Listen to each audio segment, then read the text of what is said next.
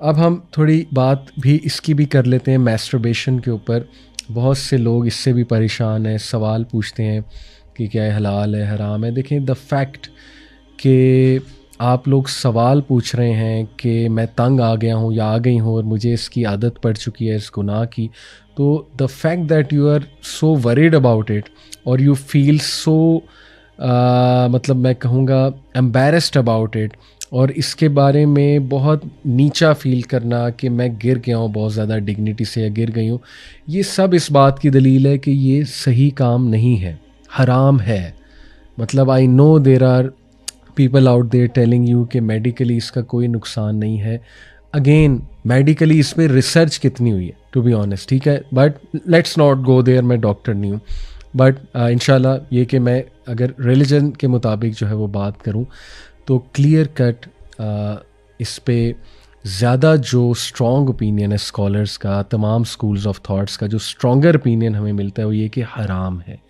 صرف ایک کنڈیشن میں ایک اسکول آف تھاٹ اس کو جائز سمجھتا ہے, وہ صرف یہ ہے کہ ایک بندہ مجبور ہو رہا ہے کوئی زنا کرنے پہ, اللہ نہ کرے, اور اس کے پاس چوائس کوئی نہیں ہے, تو وہ اپنی ڈیزائر کو ریلیو کرنے کے لیے یہ کر سکتا ہے.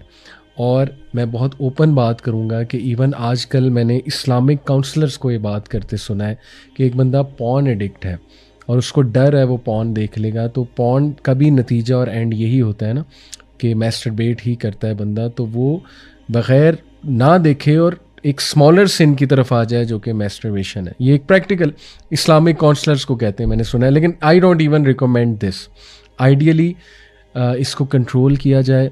It makes you feel very bad, very low, you feel self-degradation اور آپ کا کانفیڈنس شیٹر ہوتا ہے. انسان اچھا نہیں فیل کرتا اس کو کرنے کے بعد, سیدھی سی بات ہے, ٹھیک ہے جی.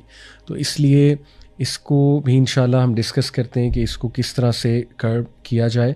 پہلی تو بات اس کی دلیل کیا یہ حرام ہے, کیونکہ ایک تو دیکھیے کہ سورہ مؤمنون میں اللہ سبحانہ و تعالیٰ نے اس کے حوالے سے انڈائریکٹ اشارہ اس طرف ہے, اور یہ امام ابو حنیفہ اور امام شافعی کی بھی یہی دلیل ہے اس کے حرام ہونے کے حوالے سے, کہ اللہ تعالیٰ نے کہا نا کہ and they protect their sexual organs, وہ اپنے پرائیویٹ پارٹس کا خیال کرتے ہیں. سورہ مومنون کی آیت ہے یہ آیت, بلکہ میں ابھی انشاءاللہ آپ کے سامنے بھی رکھتا ہوں.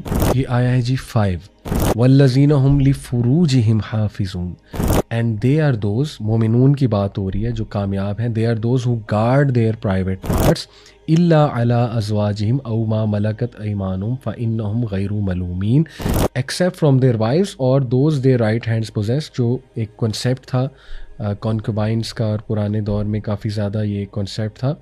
For indeed they will not be blamed. لیکن اس آیا میں کہیں بھی اللہ نے میسٹربیشن کا ذکر نہیں کیا.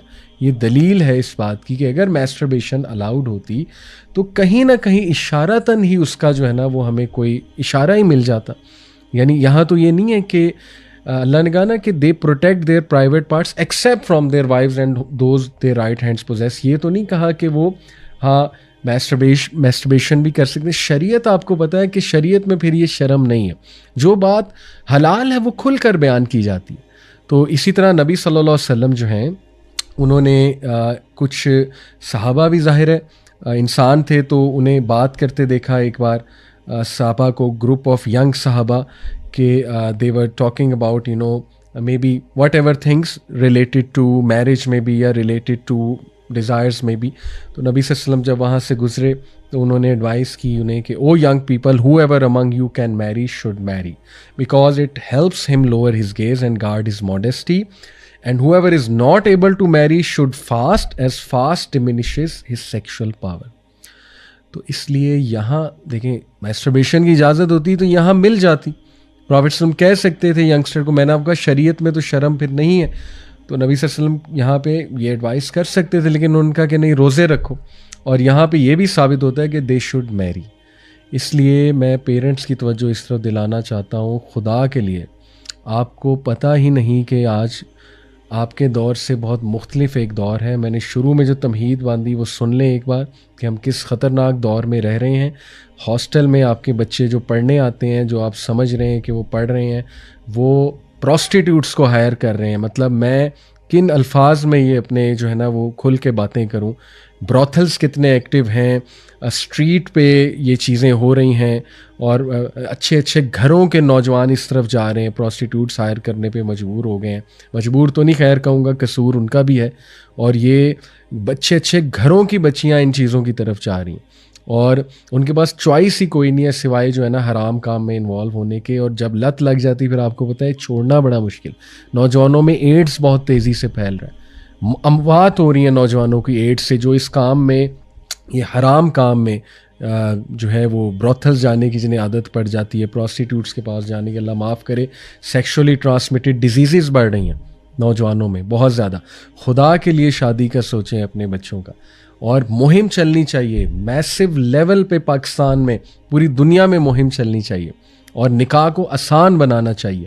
مساجد کا بہت بڑا رول ہے. خطبات میں ہمارے جو خطبہ دینے والے ہیں امام حضرات اور جو علماء حضرات ہیں, وہ وارن کریں پیرنٹس کو, انہیں پتہ ہونا چاہیے کہ کس قسم کا آج دور ہے. نکاح کو آسان کرنے پہ مہم چلائی جائے. جہیز ایک لعنت ہے, جہیز کے خلاف مہم چلائی جائے.